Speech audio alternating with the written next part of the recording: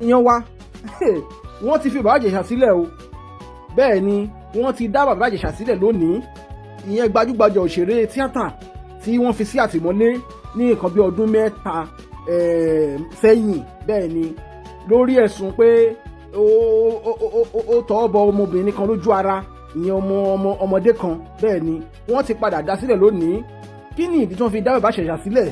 A ò tí ì ní information púpọ̀ lórí ọ̀rọ̀ yìí ṣùgbọ́n láti ẹnu ọ̀rẹ́ bàbá Ìjẹ̀ṣà bẹ́ẹ̀ ni ẹni tí mo sọ yìí ó ti ṣe fídíò kan rí wípé ńkọ́ o nígbà yẹn ìgbà kan awuyewuye kan lọ wípé wọ́n ti fi bàbá Ìjẹ̀ṣà sílẹ̀ ṣùgbọ́n ọ̀rẹ́ bàbá Ìjẹ̀ṣà yìí jáde nígbà yẹn wípé ńkọ́ o wọn ò tí ì fi bàbá Ìjẹ̀ṣà sílẹ̀ lásìkò yẹn o ó ní tí wọ́n bá máa fi bàbá Ìjẹ̀ṣà sílẹ̀ wípé ẹnu irú òun àti bàbá ológun dúdú lẹ ti máa gbọ́ bóyá wọ́n ti fi bàbá Ìjẹ̀ṣà sílẹ̀ àbí wọ́n ti fi bàbá Ìjẹ̀ṣà sílẹ̀. Ẹni tí mo wá ń sọ yìí dókítà ni o kódà ẹni tí mo sọ ìkò sínú Nàìjíríà ṣùgbọ́n lé ní lòun fúnra rẹ̀ ṣe fọ́nrán tó fi léde wípé wọ́n ti fi bàbá Ìjẹ̀ṣà sílẹ̀.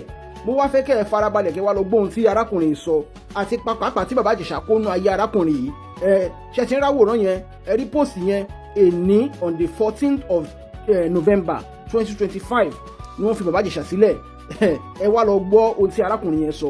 Bàbá Ìjẹ̀ṣà kú oríire gidi ni o wọ́n kú oríire gidi ni. Just had the good news that my friend Baba Ijesa Olaniwaju has just been released. This is all the way from Milan in Italy. I'm just to say congratulations, Baba Ijesa. The Lord shall continue to give you more reasons to celebrate and to rejoice. Welcome to a life of freedom, and may the Lord continue to bless you. Thank you for helping me from words of wisdom you've sent to me and shared with me over the years. Thank you very much, Baba Ijesa. God bless you.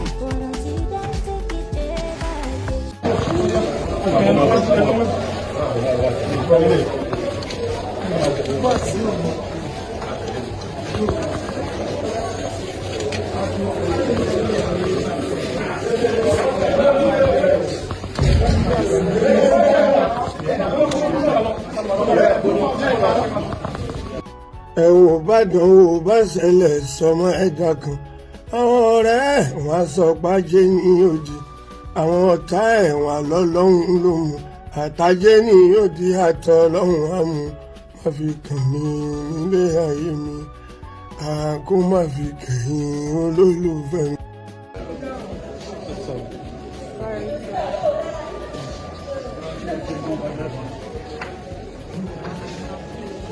Pass.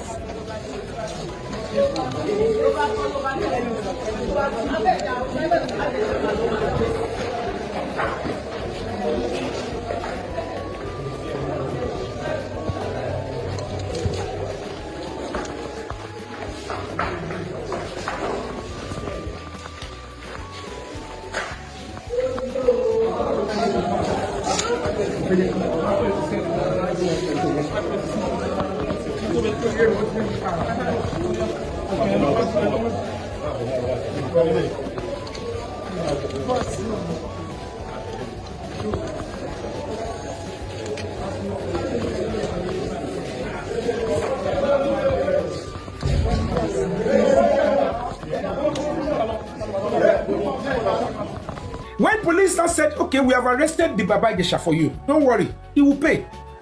Now, bring the girl that you said she's 14 years old now. Bring her, let us go and run a test. She's 14, she's not meant to be having sex. Okay, let's go and run a test. And when police ran a test on the girl, the test came out and said, healing broken hymen. That means her virginity was just taken not quite long, but it has not finished healing. Then there is presence of semen and evidence of perpetual penetration. Ibẹ̀ ni wọ́n tún wá wò báyìí pé ọlọ́pàá wá padà kọjú sí ọmọ yẹn pé ẹni sùúrù 7 years ago kò lè jẹ́ òun ló ṣe ń jiná yìí. It means that your virginity was taken recently. Omo, sit down. Who and who have been having sex with you that you know? The girl did not mention Baba Ijesa. Okay, good. Who had sex with you? Who took it? He said, Brother Damilola, Brother Damilola. Who is Damilola? It turns out to be one Damilola Adekola.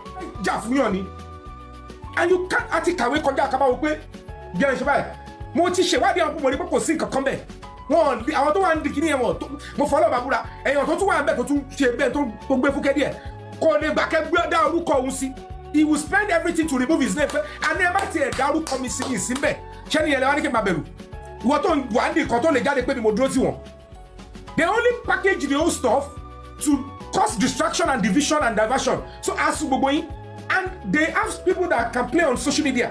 Ẹ bá gbọ́dọ̀ gbogbo àwọn people yìí, each of the people involved, they formed a common ground. Gbogbo ọ̀dẹ̀ lọ ní presence lórí social media. Wọ́n dẹ̀ ní pé ibi tí agbára yẹn ti bọ̀ social media ni, ibi tí fóònù yẹn ti bọ̀ social media ni. Let us start creating division. Wọ́n á kọ̀ mú conspiracy theory kan wá dá síta. Ìwọ lọ dání wọn rú, lọ́jọ́ lé síbẹ̀. Because when there is too many division, the government will be tired. Police will be tired because police will fake my song. Let's go straight. Ẹ̀yin la fẹ́ ràn lọ́wọ́, ẹ̀yin lẹ pariwo síta pé you want justice. Ẹ̀yin náà lẹ tún parọ́ fọ́lọ́pàá. Ẹ̀yin náà lẹ gbáwájú lẹ gbẹ̀yìn. Ìyá ń gbà bí, bàbá ń gbà tọ̀hún, àbúrò ń sọ báyìí. Ta lẹ fẹ́ sọ di basket? Gbogbo èèyàn tó ti fẹ́ wọ́ òótọ́ ní kéèsì látòrí bàbá Mohbad ni wọ́n ti sọ di àkúdà. Wọ́n ti try láti demonize. Èmi kò jẹ́ pé ó yá wèrè ni. Tó bá yẹ pé actor mi ni, ó ti jápa ti pẹ́ tí wàá yẹ pé calling rẹ̀ ni. Pé lórí èlò lórí pé mo fọwọ́ ṣe báyìí àwọn kọ́mítà ti fọwọ́ ṣe kan tí mi gbọ́dọ̀ sọ. Ó máa ti wọ́n pé mi sorry wọ́n bá but because part of the drill is they will misconstrue you, they will misunderstood you, they will hate you. Ibi tẹ́mi lọ lèmi wo mi ò ń wo gbogbo pátákó ẹ̀. I can't be waiting throwing stones at all dogs that bark. Tí màá ní màá sọ fún yín pé mi ò ní. Kò ṣe pé mo àánú comfort mo fi lọ gbogbo tí mo ṣe. I'm at a stage where I have been going through mo fẹsẹ̀ ní títí gbogbo ṣì yẹn ni. Wọ́n bí ìrírò torí ibi tí mo fẹsẹ̀ rí lọ tí mo lọ fi ṣe kí nìyẹn tó bá dọ̀la tí bá jára mọ́ṣẹ́ tí mo lọ ta fíìmù mi tí mo ṣe gbọ́ èmi fíìmù mo lọ ta tí mo fi kọ́lé. When people were saying ọ̀rọ̀ fíìmù yẹn kò sówó mẹ́ mo lóṣù mẹ́fà ní òyìnbó mo ṣe lọ Canada ni mo lọ America ni mo lọ UK mi ò tọrọ owó lọ anybody. People are coming to show me love. Èèyàn mẹ́rin márùn-ún wọ́n wo fíìmù nígbà tí bá wo fíìmù èèyàn mẹ́ta máa jókòó wo fíìmù owó tí sinimá full sinimá máa pa ni mo parí yàrá èèyàn kan 2 people will sit down wọ́n dẹ̀ máa wo fíìmù tó bá kọ́lé mi lọ́wọ́ tí bá máa dá sákàǹtì láì gbẹ̀ èyí tí wọ́n máa fún wọn ní full cinema Nàìjíríà ó ní máa wò ó nu yàrá èèyàn kan. It's an idea that I brought for myself mo dẹ̀ rómi mo dẹ̀ fi kọ́lé mo dẹ̀ ya ogun ọlẹ́nu wọn bá yẹ pé apá ọ̀bọ ìtì o àtẹ̀rù bí akéésì bàbá Ìjẹ̀ṣà yẹn ò ní jẹ́ kó tiẹ̀ jẹ́yàn mọ́ but because I am not listening to all those things inú mi mọ́ ẹ máa kọ̀ try ni. The government went after me, the industry came after me, my colleagues came after me, women came after me, but I stood my ground. Kí ló ṣẹlẹ̀ pẹ̀lú kéésì bàbá Ìjẹ̀ṣà ń sìn?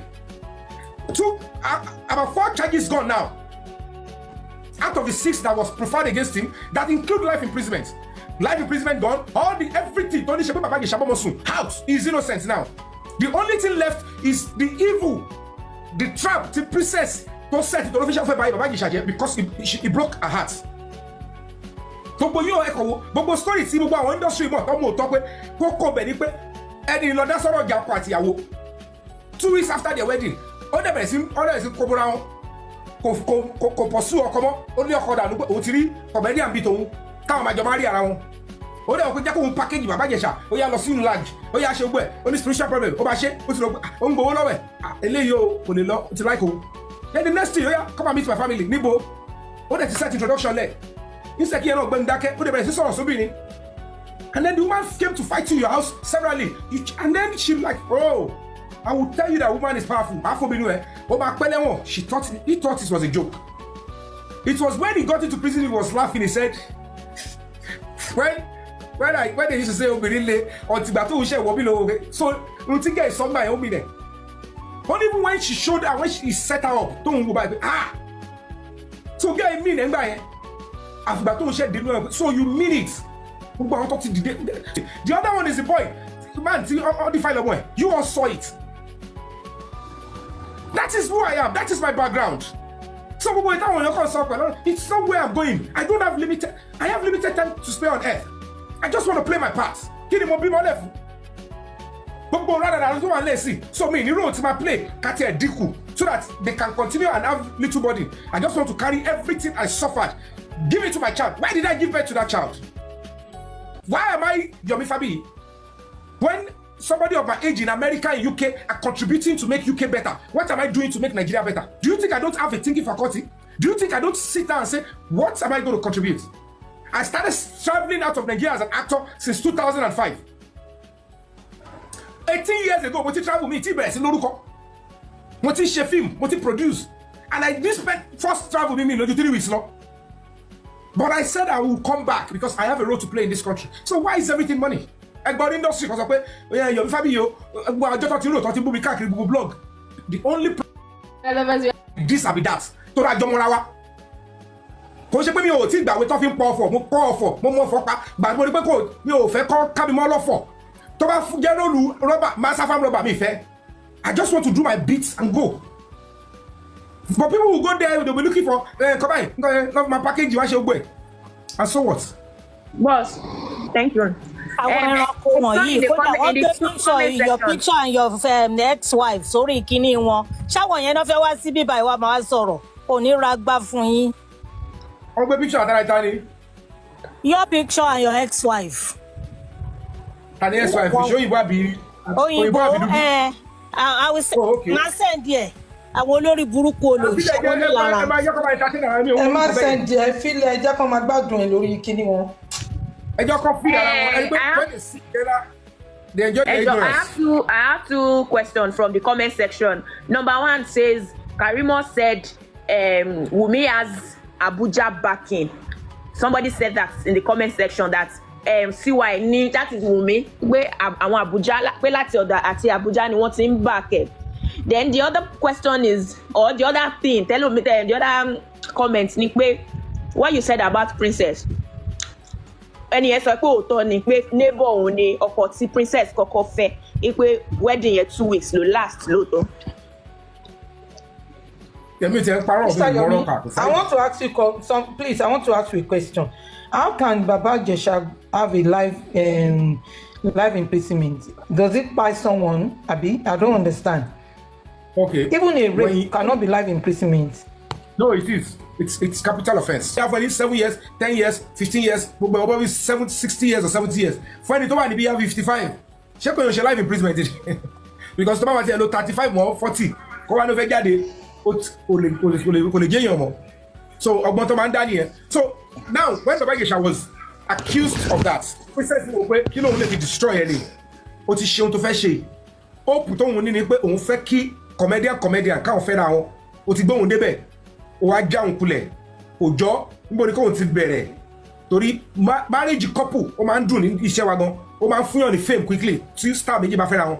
However, the truth of the matter tó yé gbogbo ìjọba later but kó tó yé àwọn èèyàn ó pẹ́ òun ní pé Princess tó ké síta tó ṣe gbogbo ẹ̀ tó jọra mọ́lẹ̀ pé Baba Jesha ìgbà tọ́mọ òun yẹn wà ní 7 years ló defile ẹ̀ pé òun dẹ̀ ní òótọ́ dẹ̀ lòun sọ and the government should charge him pé that was the reason she set him up.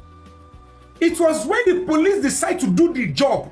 Police did their job. I'm telling you 100%, only 1% in the police is a mistake. And that was at the Sabo police station.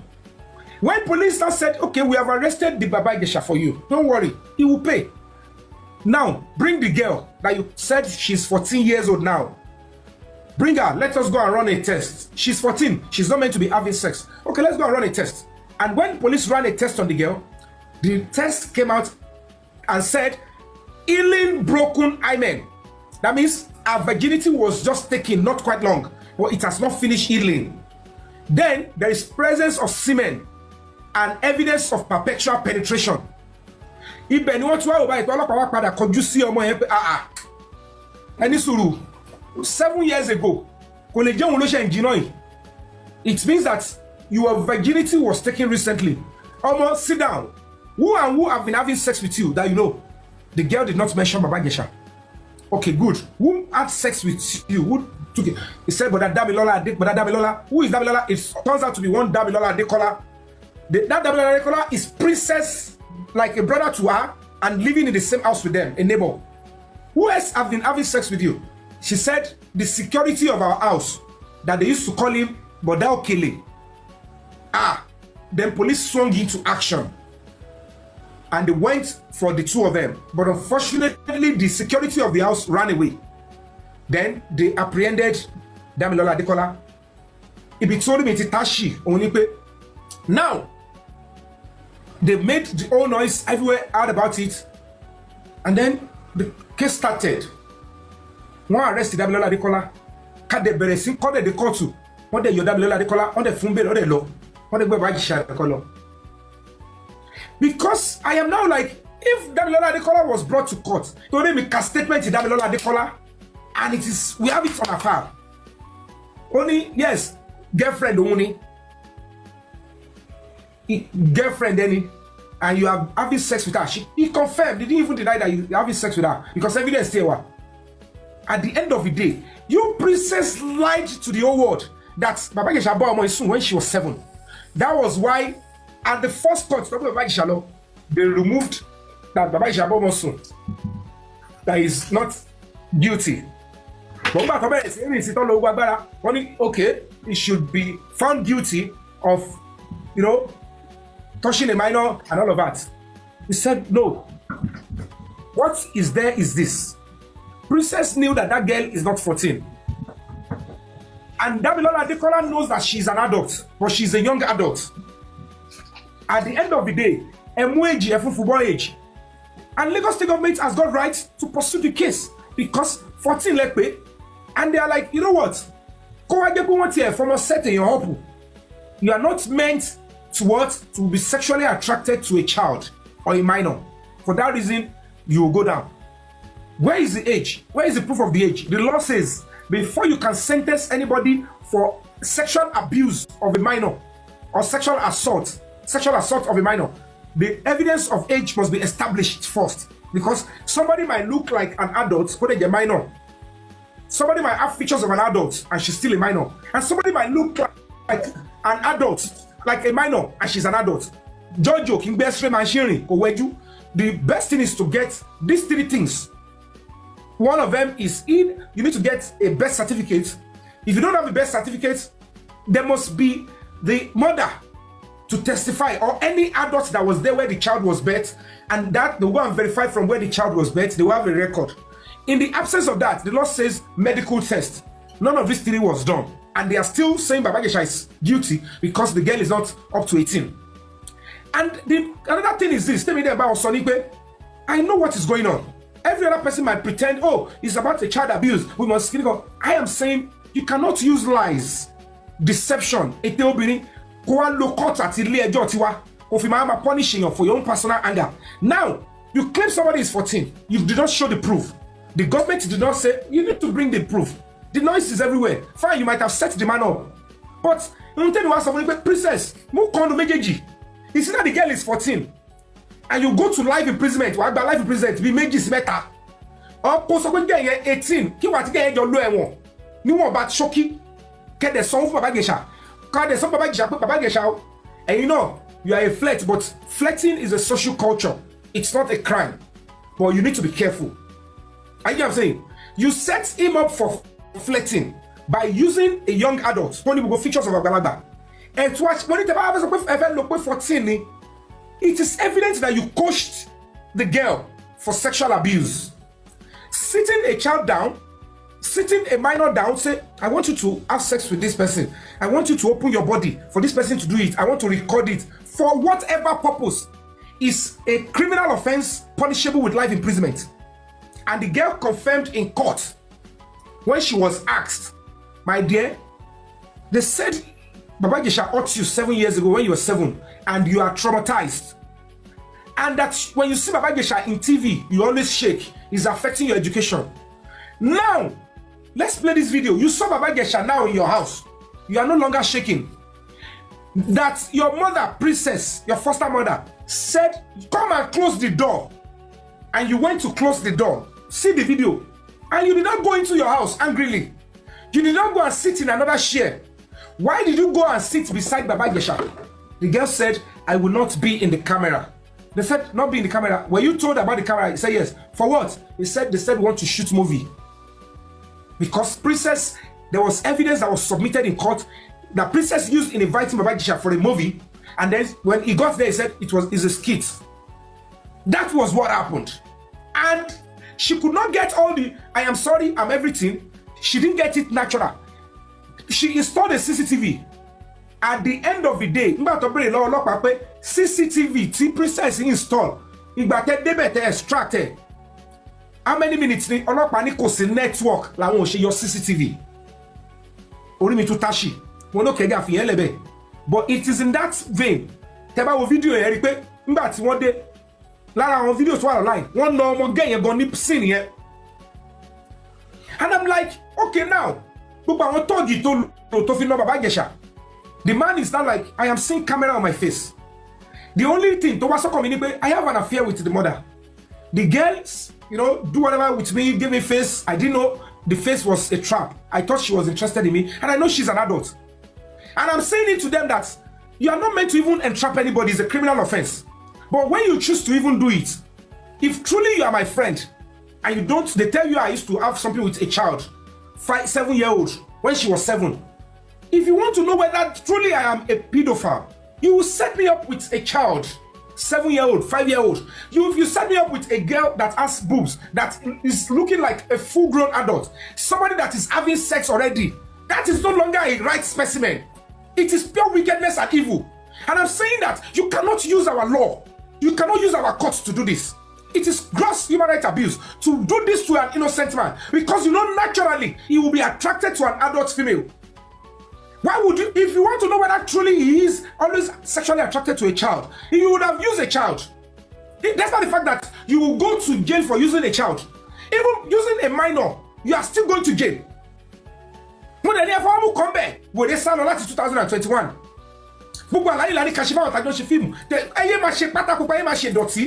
Human rights is not for victims only. When any case comes up, you need to defend the rights of the victim, the defendant, and the public. That is the right of a prosecutor. You must protect it. If you do otherwise, it's just simply ego. It's simply criminality and rogue. You don't know the law, and you're not even supposed to be there to defend the law. And I stood on it, and I stood till the end. I will stand on it to the last, because I know certainly that if that man is actually a pedophile, you can't escape it. It cannot escape it. But when you cook up something, you organize crime, and you are making me look stupid in my own country that, we know the law better. And there's a portion in the law that supports organized crime. The only reason they are not saying it should be there, they say, okay, because the girl is not up to 14. Ask them, anybody, challenge them. Anybody that can come with evidence that this is at the police station or in court, there is evidence of the age of the girl that they see. Come and show it to me. Then make it make sense to me. Why should the Adekola be walking free? This is a country you want to leave your own child for, and you don't want to fight and stand up. Why should the Adekola be walking free? Why is Okele still out there walking free? And the girl is looking at all those women and say, "Hey, we won't bring a baby. Hey, we won't any egg. If you call them Jafu, Inu later timber me Sulati 2020. He was Yatolon Jafumi, but when you bring it and Jafu, it's the same house, the same security level. Okele, don't for me, no, you let me to share for me. Oh, no, she doesn't have a they mentioned that they mentioned none of these women is talking about. At giving you out to them. I don't get. People,